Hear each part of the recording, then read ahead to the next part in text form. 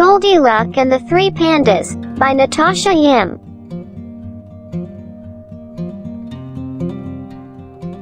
When Goldy Luck was born, her mother said, "Year of the Golden Dragon, very lucky year. This child will have good luck. She has a face as round as a gold coin," said her father. "This child will bring great wealth." But Goldy had neither great wealth nor good luck. In fact, she could never seem to keep money in her piggy bank, and she had a bad habit of breaking things. One Chinese New Year, Goldy's mother woke her up and sent her to wish their neighbors Kung Hei Fat Choi. "But Mama, I'm still sleepy, and I'm so hungry, it'll only take a minute," her mother said. "Mr. and Mrs. Chan would enjoy a visit from you. Take these turnip cakes to share with little Chan." "He never shares stuff with me," muttered Goldy. "It's the new year," her mother warned. "Wash away old arguments and be nice, or you'll have bad luck." Not more bad luck. Last year, she lost the red envelope her grandmother had given her. And her best friend moved away. So Goldy walked next door to the Chan's apartment. She knocked on the door. No answer. She knocked again. Still no answer. Goldy gave the door a little push. It swung open, and she tumbled in. Dropping the plate, turnip cakes catapulted all over the floor. "Oh, no!" Goldy cried. "A whole plate of turnip cakes ruined. That was bad luck for sure." She wandered into the kitchen to find a broom.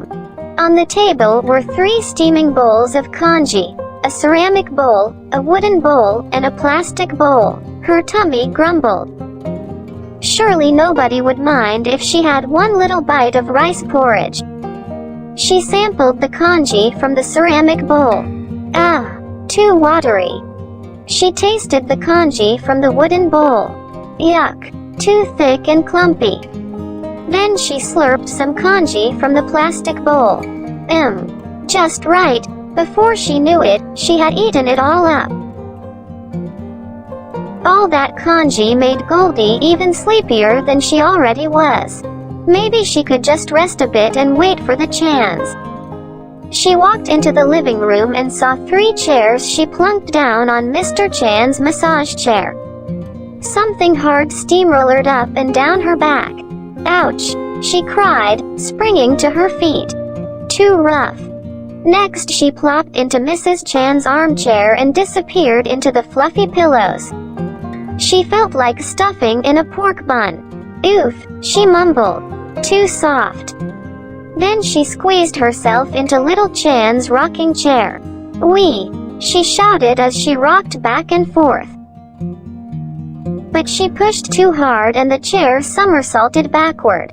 It hit the floor with a splintering crash. "Oh, no!" Goldy exclaimed. 7 years bad luck. Or was that a mirror? In either case, she was still so sleepy. She ambled into the bedroom to find a place to lie down. Just for a few minutes, she reasoned. She climbed into a king-size bed. The mattress felt as hard as a week-old almond cookie. Ugh, too uncomfortable. Next she flopped onto a queen-size bed. The electric bed began to fold her up like a dumpling. Yikes! Too scary, she cried. Then she leapt off and settled down onto little Chan's futon. Ah, just right, she sighed, and fell fast asleep. The Chans finally returned home. "Who dropped these turnip cakes all over the floor?" exclaimed Mr. Chan. "And didn't clean them up," added Mrs. Chan. "A whole plate of turnip cakes ruined," groaned little Chan. They headed into the kitchen. "Hey, who's been eating my congee?" demanded Mr. Chan. "And who's been eating my congee?" cried Mrs. Chan. Little Chan wailed, "I don't have any congee. Someone's eaten mine all up." Mr. Chan heard a humming in the living room. He went to investigate. "Someone's turned on my massage chair," he bellowed. And someone's rumpled the cushions on my armchair, yelled Mrs. Chan. I don't even have a chair, shouted little Chan. It's been smashed to pieces. When the three Chans looked in the bedroom, Mr. Chan hollered, "Someone's been sleeping in my bed." And someone's been sleeping in my bed, squealed Mrs. Chan. Look, said little Chan.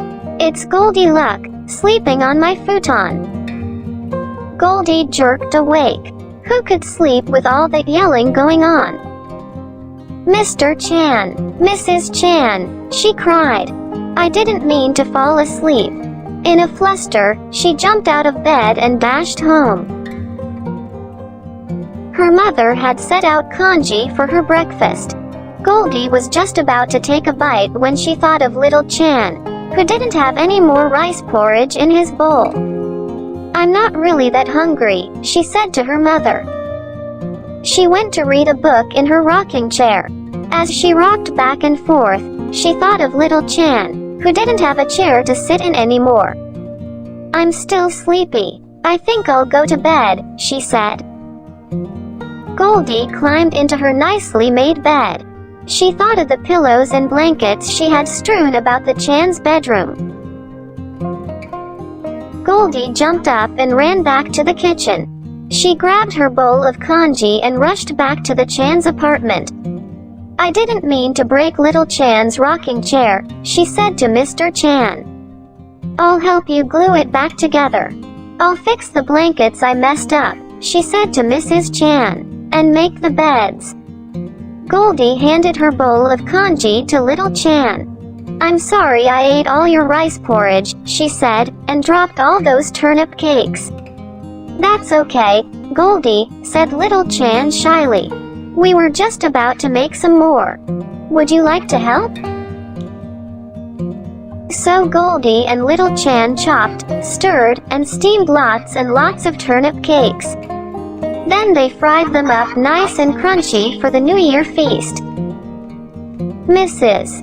Chan handed Goldy a red envelope. Kung hei fat choi, Goldy, she said. May the new year bring you great wealth and good luck. Thank you, Goldy said. But I think I've found some good luck already. She smiled at little Chan, and the two friends sat down together to eat a whole plate of turnip cakes. The end.